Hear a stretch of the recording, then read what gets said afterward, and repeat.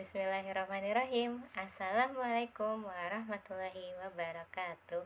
Apa kabar teman-teman semua? Semoga teman-teman semua dalam keadaan sehat ya, dan tetap semangat untuk mendengarkan informasi yang akan disampaikan oleh Ustazah hari ini.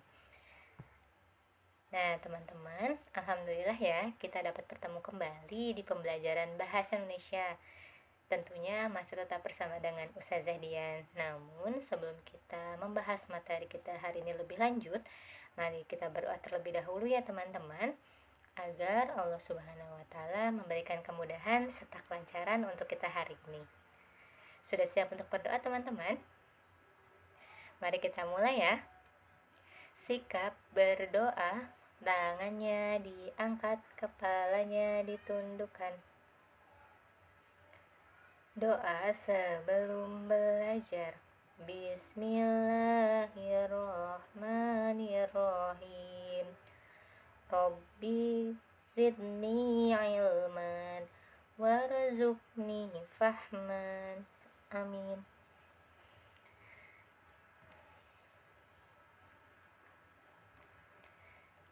Nah, teman-teman, hari ini kita akan melanjutkan kembali pembahasan kita mengenai formulir. Namun, hari ini dengan pembahasan yang berbeda, teman-teman. Hari ini ada 4 pembahasan yang akan kita bahas. Yang pertama yaitu terkait dengan tema dan subtema kita di pekan ini. Yang kedua yaitu mengenai pengertian formulir. Yang ketiga mengenai formulir daftar riwayat hidup. Dan yang terakhir yaitu contoh formulir daftar riwayat hidup. Nah teman-teman, mari kita bahas satu persatu ya.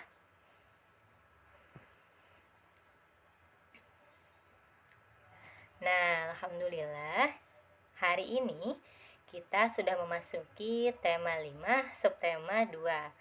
Nah, tema 5 yaitu mengenai wirausaha dan subtema 2 yaitu usaha di sekitarku.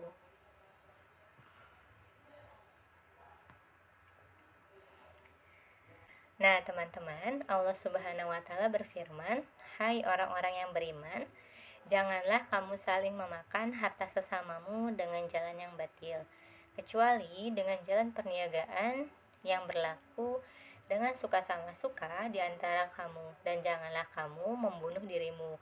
Sesungguhnya Allah adalah Maha Penyayang kepadamu." Quran Surat An-Nisa ayat 29.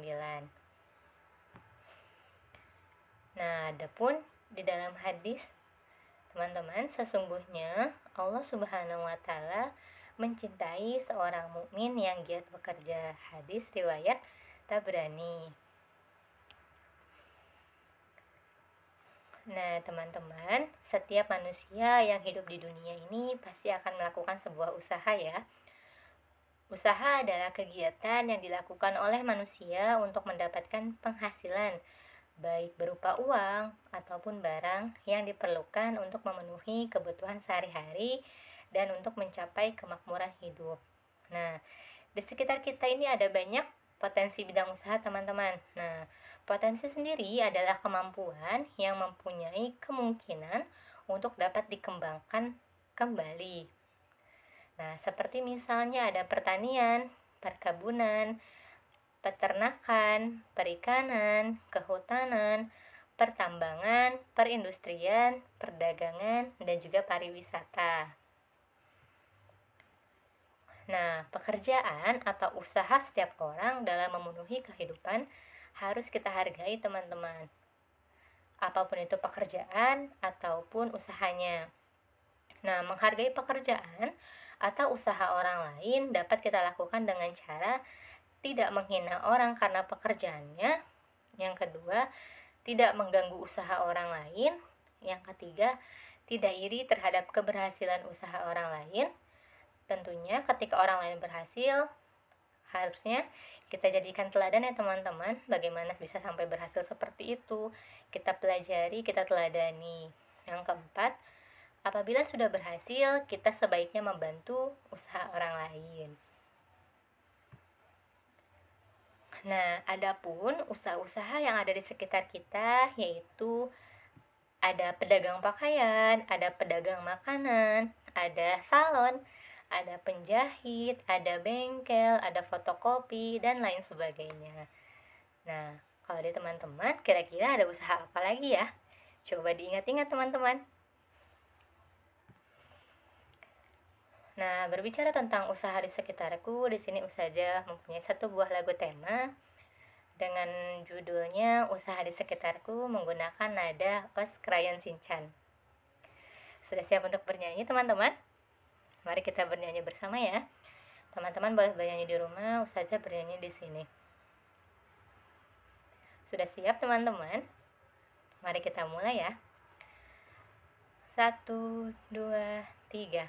Di Indonesia merupakan tempat usaha yang asik. Oh senangnya, sangat senang sekali. Ada pedagang salon dan juga bengkel, fotokopi, dan juga tukang pijit. Itulah 5 usaha yang ada di sekitarku. Ayo temukan usaha-usaha lainnya. Di Indonesia merupakan tempat usaha yang asik. Masyarakat di sekitar pasti dapat mengembangkannya.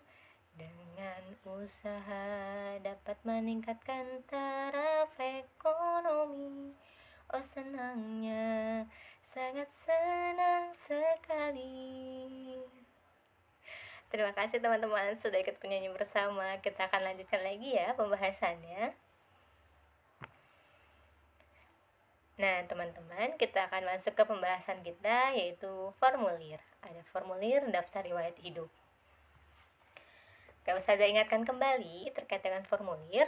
Formulir adalah sebuah lembaran kartu atau kertas dengan ukuran tertentu yang di dalamnya terdapat data serta informasi yang bersifat tetap dan juga ada bagian lain yang bersifat tidak tetap yang harus diisi. Nah, formulir ini biasanya diisi pada saat akan mengikuti suatu kegiatan atau untuk melengkapi persyaratan tertentu. Nah, misalnya ada formulir daftar riwayat hidup teman-teman. Nah, formulir dapat membantu seseorang untuk menyampaikan data diri dengan cepat dan juga tepat. Nah, keuntungan dari penggunaan formulir sendiri adalah kita tidak perlu lagi menulis sembarangan dan kita akan tahu apa yang perlu dijawab dan tidak perlu dijawab dari pertanyaan tersebut teman-teman, karena dalam formulir itu datanya sudah pasti. Jadi kita sudah terarah, kita akan mengisi informasi mengenai apa. Nah, formulir daftar riwayat hidup atau CV atau kurikulum vitae yaitu catatan atau sebuah dokumen yang menggambarkan diri pribadi seseorang secara singkat, baik pendidikan, serta mengenai pengalaman seseorang dan juga kualifikasi lainnya. Nah, formulir daftar riwayat hidup ini biasa digunakan sebagai salah satu syarat yang sering tercantum dalam surat lamaran sebuah pekerjaan. Nah, selain itu juga bisa digunakan untuk mendaftar beasiswa.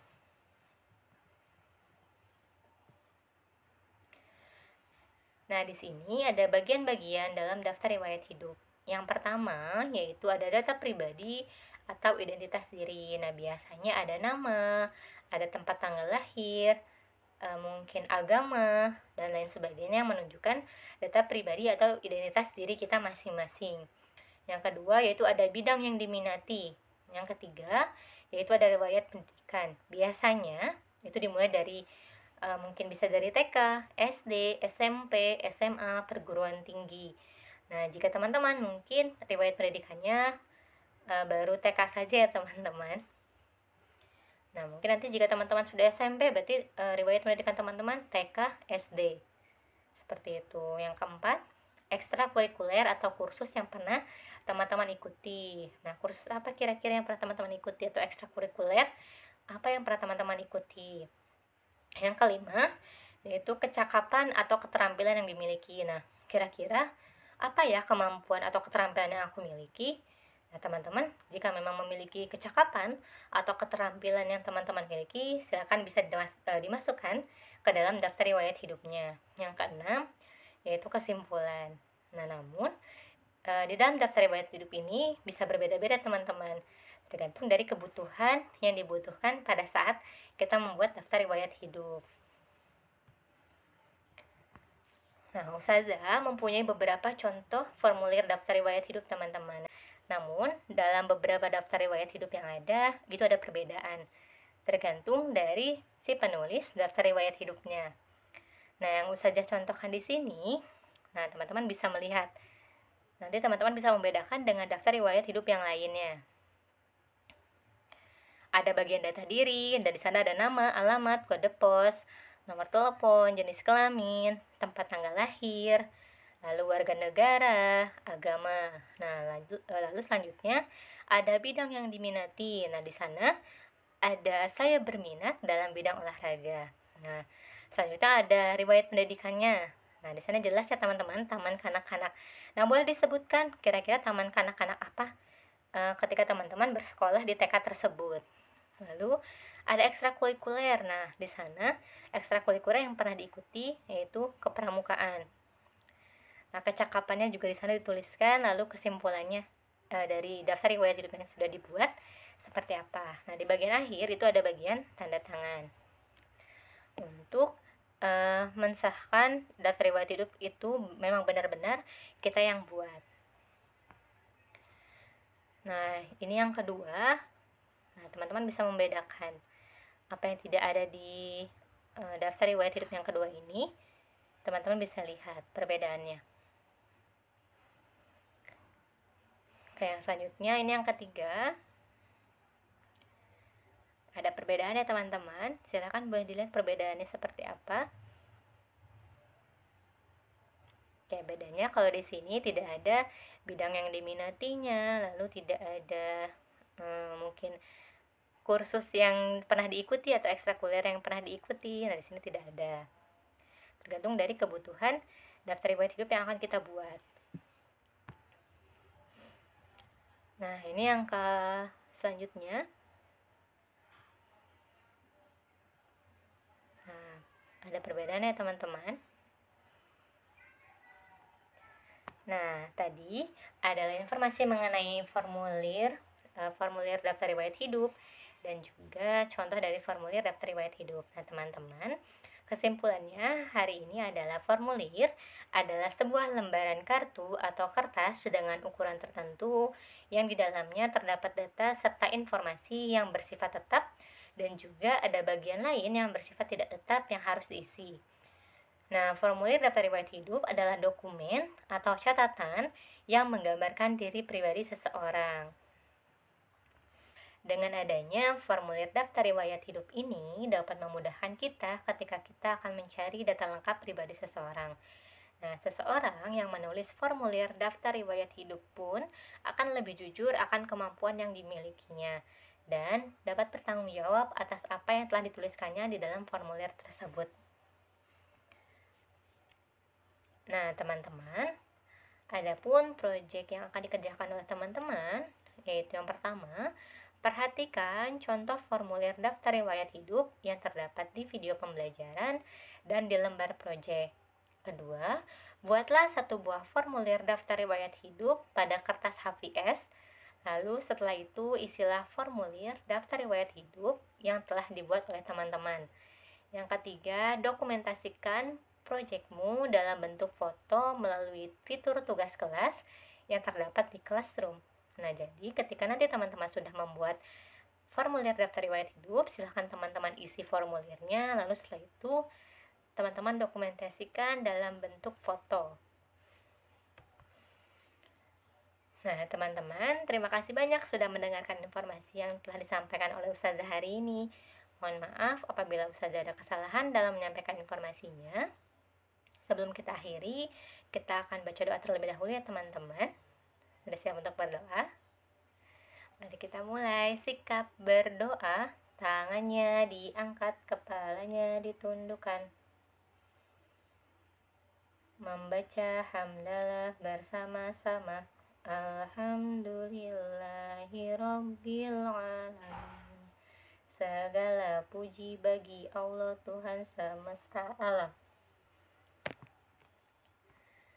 Terima kasih teman-teman. Wassalamualaikum warahmatullahi wabarakatuh.